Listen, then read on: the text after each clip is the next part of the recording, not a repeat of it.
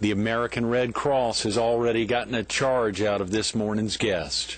You will too once you meet him. Coming up next on Carolina People.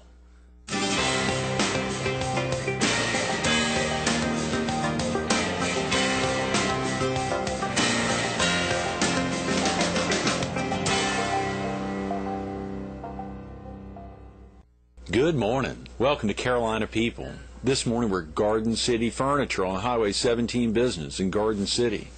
We're focused on the Heroes campaign for the American Red Cross. And we're visiting with its chairman, Bill McKown. Good morning, Bill. Good morning, Greg. How you doing? Thank you so much for coming in. Well, thank you for inviting us. And what about this Garden City Furniture? I know, it's a beautiful place. I see a lot of nice stuff here. The place is amazing. Have you ever been in here before? Yes, I have. Actually, I have several rental properties in Surfside, and I come here actually quite often and purchase furniture. I'm sure Diane doesn't mind that. No, that's not great. at all. Yeah. This is a beautiful facility. Of course, what a great month. It has kicked off strong. The Heroes campaign kicked off. I think March is it American Red Cross Month? That's correct. March is American Red Cross Month, and it is also the month that we kick off our Heroes campaign, which is our main fundraising campaign for our chapter. Right, right. This is the coastal South Carolina chapter. Right, which includes Horry County, Williamsburg County, and Georgetown County. Golly, 3 gigantic counties geographically. Yeah. The need must be very strong. Oh, it is, and we were also very fortunate that Jack Devine Jr. with the Devine Food Group actually kicked us off by a $5,000 donation. Oh, come on. Oh, yes. Jack stepped up to the plate. And, that is fantastic. Yes. What's the goal for, and of course we'll talk more about this later, but you all have some pretty strong goals for the month of March. Well, last year our chairman, Martha Hunn, actually raised $80,000. So as a competitive situation, that's right, we want to try to raise $100,000 this year. Get down. Okay, so Monday the 12th, today's the 12th, and you've got, I guess, another three and a half weeks to really make it happen. That's correct, and we feel very confident that we'll get there. That's great. That's great. How about yourself, Bill? You're originally from the area? I'm actually from the upstate. I'm from Greenville, South Carolina. You grew up in Greenville? That's correct. Huh. What got you down here? Well, actually, I was very fortunate. I actually had a patent on an item that I sold my company and was able to move down to the beaches, which is everybody's dream if you live in inland, actually.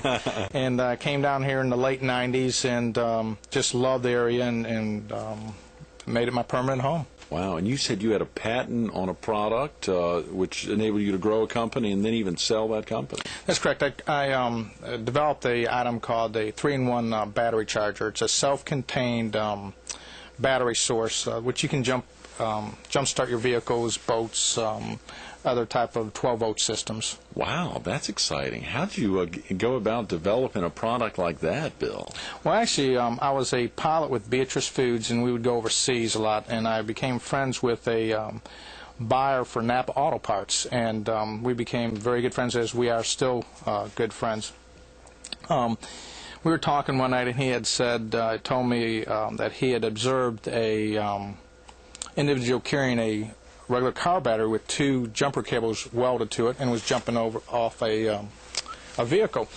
And he said to me, he said, could you ever imagine if the technology ever got to the point where they could make batteries lightweight, it would eliminate jumper cables? And it came back to me as I remember when I was with Beatrice Foods that the computers was, they had an IBM Baby 36. I don't know if you remember that, but no. An IBM Baby 36 is probably as large as one of these couches back there.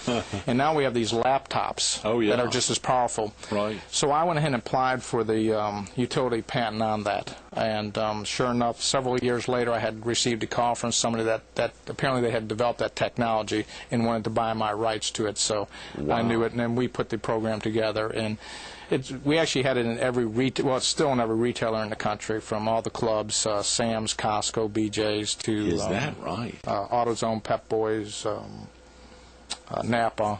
How exciting! Speaking of Napa, have you kept up with the guy who had talked to you about that? Oh, yeah. And did he ever get in business with you, or is he? Did you all communicate? I mean, with him talking to you about that and going. I mean, just the thought of an idea coming up. Actually, he was a big part of it. He, since being over there, and he actually speaks several dialects of Chinese, he was one that actually sourced the components for me without me knowing the the territory over there. Right. He actually sourced the components as far as the cables, the wires, the motors, the battery itself, the casings, and actually put the whole program together for me. How exciting, Bill. That is fascinating. You know, when you go through those steps to think about, and I know as I was looking at a little piece, reading a little bit about UNC, and there was a great quote tying into American enterprise, that idea of seeing a need and finding a way to fill it and getting the right people together to make that happen. It sounds like you and he had discussed that need, and you found a way to make it happen. Oh, that's great. And you're right. We have the greatest workers in this country. I'm telling you right now, as far as quality and competitiveness, this is where it's at, is in the USA. You know, of course, that aspect of having been a pilot, do you still fly? Yes, I do. I actually have a light plane, a single-engine airplane that I keep out at Myrtle Beach International. So you're able to get up on a regular basis? Oh, yeah, definitely. Travel, I actually fly about once a week. Is that right? Yeah. Golly, do you still have business in the upstate or ties to the Yes, upstate? I do. I actually own, I'm actually doing a development up there in Greenville right now, and own several parcels of land up there. That's exciting. What prompted your interest in the American Red Cross, Bill? I'll be honest with you, I've been very blessed in my business and my life, and I feel that the community has given me a lot, and I feel it's time for me to give back. I'm actually involved in several things. As you know, I'm a town council member for Surfside. Surfside Beach, right up the street. Yeah, and I'm the chairman of the Horry County Airport Advisory Board. And I tell you, the American Red Cross is probably the least self-serving organization I've ever been involved with. This is a great chapter here. When I found out what they were involved in, they're involved with, most people think of the Red Cross as only dealing with disasters. Right. And when it comes right down to it, on a day-to-day functions, they deal with fires, and they're a strong link between service families and their, service people overseas and the families in the upstate. Absolutely, yes. And also, they provide a great service of Red Cross training. You know, emergency training features along the water here, waterway deals. So, when I found out about that, I felt I was asked by someone if I would get involved, and plus, being in the position I'm in, I know a lot of community leaders, and I know a lot of business leaders, and so I felt I could use that influence to get them to, come off the hip and donate and get involved at this project. And you're seeing that already. You talked about Jack Devine from Jr. from Divine Dining Group, and them helping to kick off the campaign with $5,000. That's tremendous. But you're seeing some business and community leaders. Oh yeah, and to give an example, even Scott Joy from Joy Locklear and Powers law firm, he's donated $1,000 and has challenged all the other law firms to match or beat his contribution.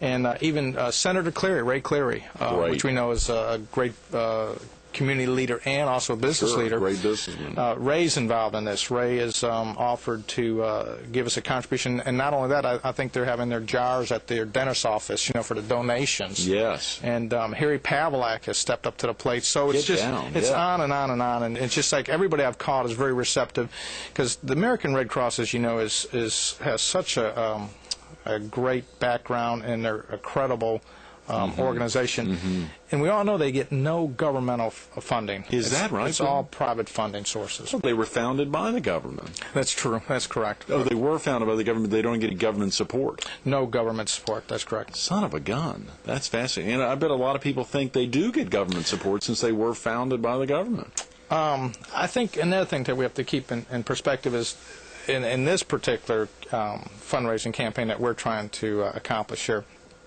as we all know, the catastrophe that happened with Katrina down in the New Orleans area in the Panhandle there. Right. The American Red Cross has been, I'm sure their funds from the national level has been depleted. Oh, yeah. And this is a way for us to give back, because, we live along the coast here, too. And can you imagine if we were ever hit by a major hurricane here?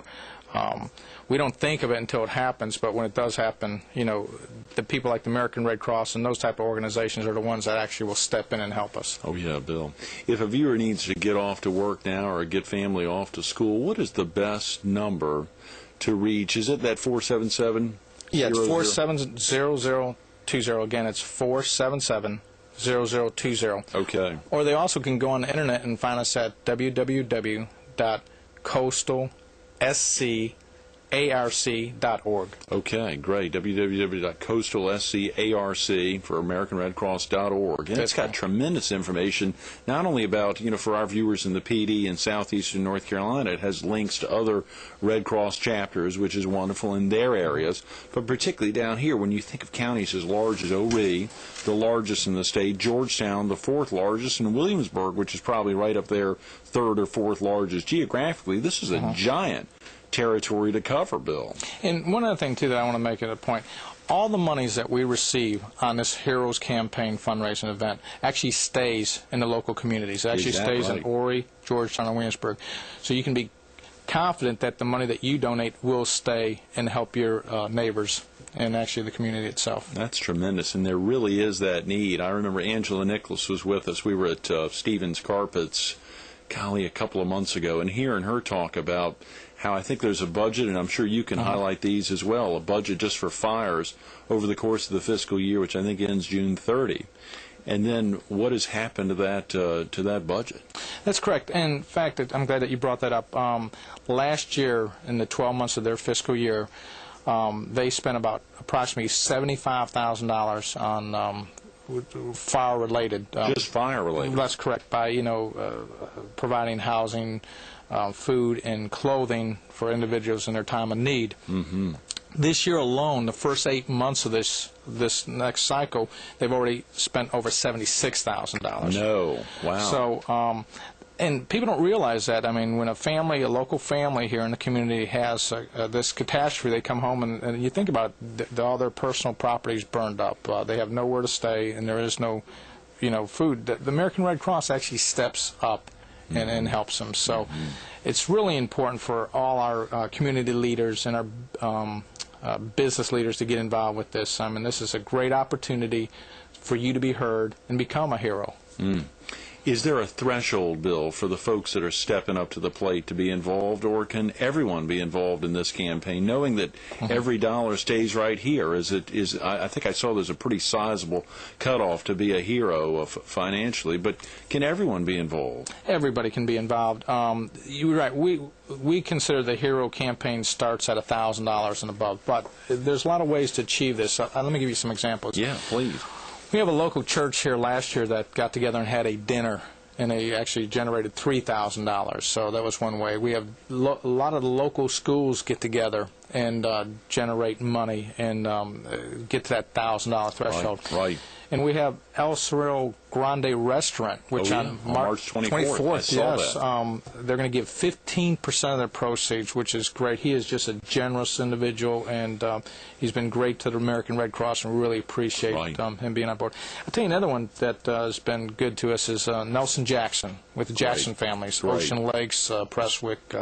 Nelson's been involved in the American Red Cross, and we just are really so blessed to have so many great community leaders that are getting involved in this and getting active. I think I saw about 48 hours ago on this past Saturday, from 8 to 10, that Applebee's stepped up with that flapjack piece, which was very exciting, and they had real success out there. When you think about events like that, where folks are finding a way, you said at El Cerro Grande, I think that day, was it 15% of their proceeds, or some substantial 15%, right, some 15%. Substantial number of their take that day is going to be given right back. So there is a way, if folks want to go out to El Cerro Grande on that Saturday, March 24th, and be there, knowing that 15% of whatever they eat or drink that night.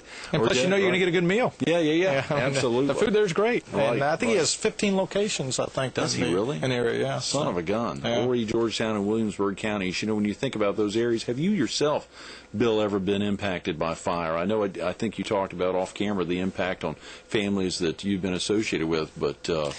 I've been very lucky in my life. I've never had any type of catastrophes of that, but I could only imagine. I've heard so many being involved in the political as an elected official. I see it. I'm touched with it all the time.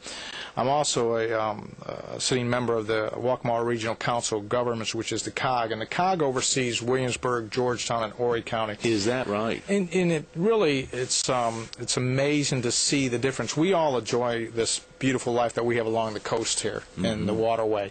But you get in the areas of Williamsburg County and Georgetown County where the poverty levels and stuff are real low, and if something strikes down there, it's amazing that the heart and that the compassion that an organization such as the American Red Cross will step in and help these people. Right. And I know if you had a friend or a family member that was in the same position, it's comforting to know that there is organizations out there like that would step up to the plate.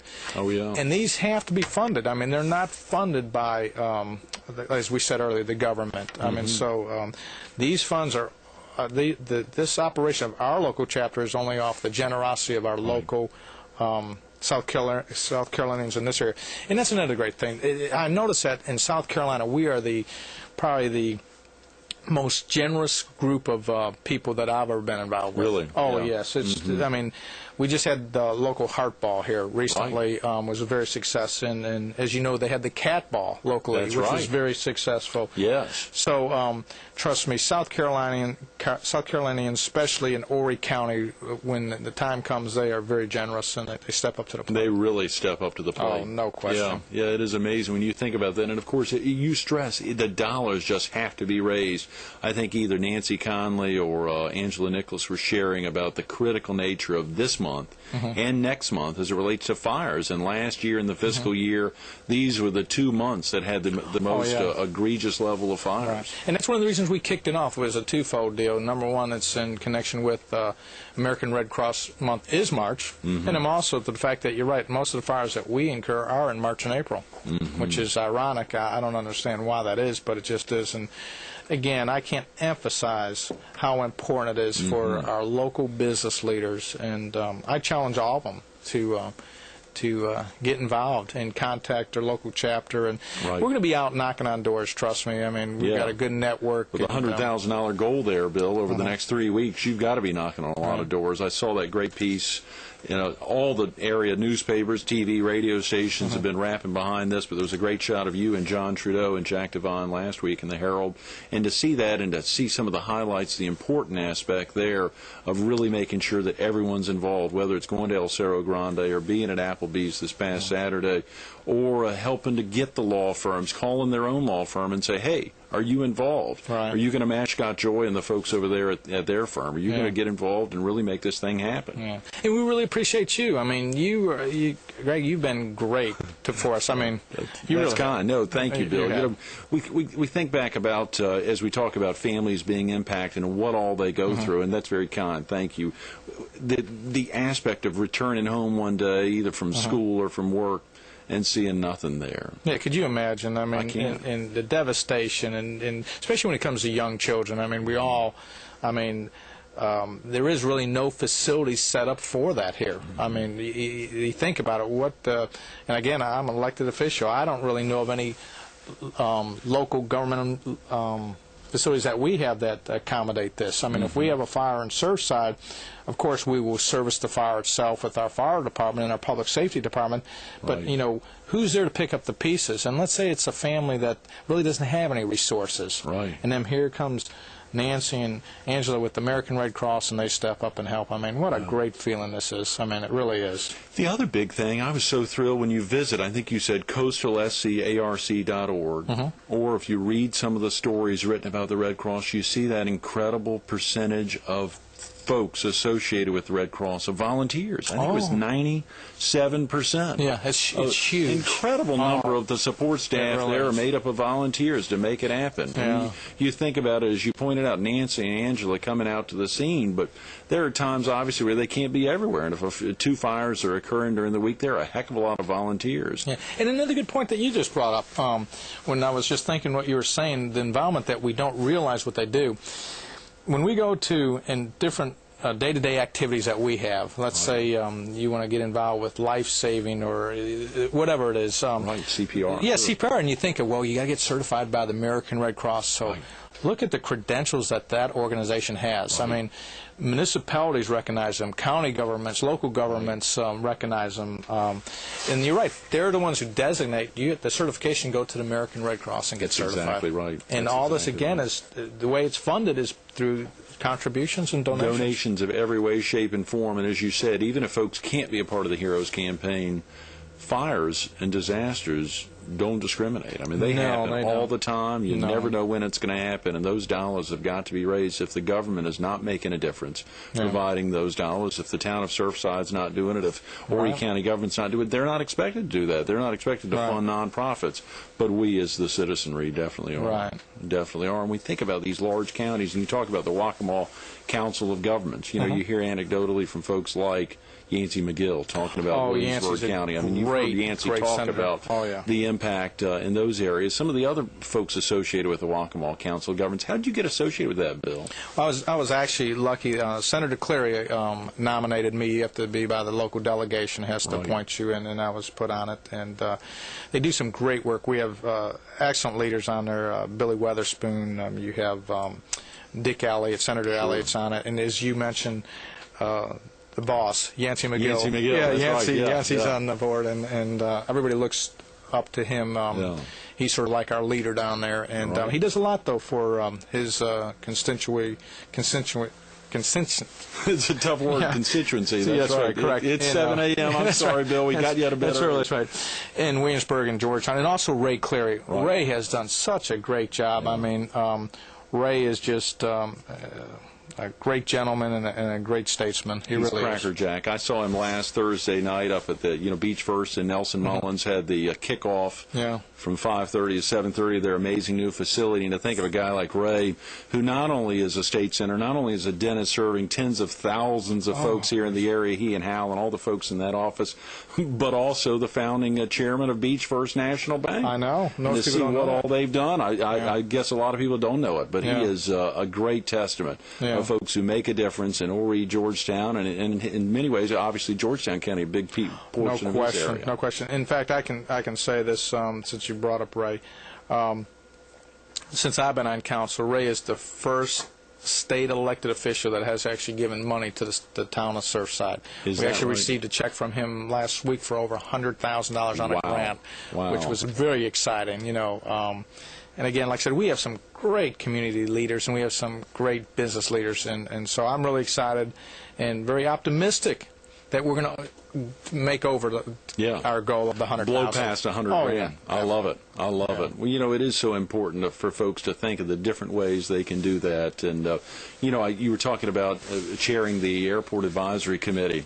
There are a lot of folks on there that I'm sure you're talking to find a way to get down, you know, have them open up their pockets. Oh, definitely. We're going to hit them all.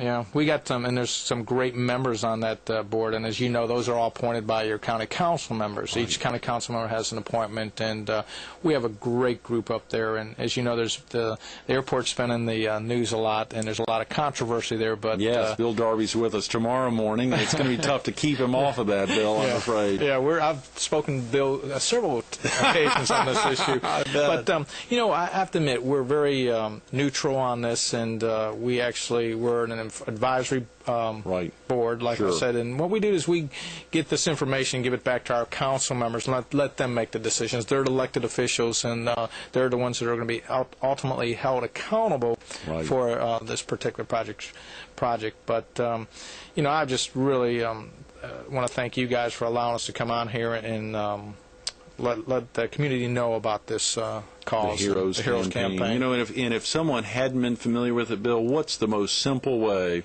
that they can become a hero? What is the best way, if a viewer's watching right now, if they didn't rush off to work or get out to school, what's the best way for them? Is it giving you a call, or is it just calling the Red Cross? I would call directly? the Red Cross chapter, that 477-0020 number. And I'll tell you one thing I would like to see, and I know you're a big advocate of the internet, and what I'd like to see us do is maybe even do a separate website with this particular fundraising campaign, so people can actually get on there and go to this and do donations online, because we know in the world that we're in today, people like that. Oh, yeah. I mean, and it's just a fact of life, and I'd like to see that, and hopefully I can talk Nancy into implementing that. I've got somebody who actually, Tom Heron, has already volunteered to do it for us. Is that right? Oh, yeah. So if we could get Tom to build the website with the a direct link back to the Red Cross. Exactly right. And with this particular Heroes campaign, and list all the the people who are backing it and all the functions and all the different, because there's a lot going on. Oh, yeah. I mean, we've got the dinner at El Cerro Grande. Grande's, and we've got a lot of the local schools that are getting involved, and a lot of local businesses. Yes. You're going to be seeing a lot of contribution containers at their desk and stuff. So absolutely, we're seeing them right here with you right now. Thanks so much for being with us this morning, Bill. I appreciate it. Absolutely, you're a good man. Kind words. Stay tuned to more Carolina People with Bill McKown coming up next. Golly, I love that front page shot last week. These three guys on the front page talking about a $5,000 donation to help kick off this Heroes campaign. There's a reason March is American Red Cross Month, and you've got to think of that great Nancy Connolly quote, "Whatever is raised locally stays locally." The Red Cross is looking for local heroes, and you can make a difference. Whether you're out at El Cerro Grande on Saturday, March 24th, buying a good Mexican meal, enjoying some Mexican drinks, or otherwise, know that 15% of those dollars raised, if you can't give $1,000 to the American Red Cross, you can still make a difference. You can still be a hero. And even if you can't make a donation during the month of March, we heard Bill say it, fires and emergencies don't discriminate. They don't discriminate at all. The Red Cross is out there every day. Think about this. Over the last 5 years, the average number of fires and emergency disasters impacting the area have taken $75,000 out of the coffers of the local American Red Cross. That's $75,000 over a 12-month period. Over the last 8 months alone, $78,000 have been depleted out of the American Red Cross coffers. You can make a difference. These funds are needed right now, not only in the month of March, but those fires. The impact in March and April are gigantic. The phone number simple, 843-477-0020. That's 477-0020. You heard Bill talking about the website. Check it out, coastalscarc.org. Go online, make a difference, be a hero.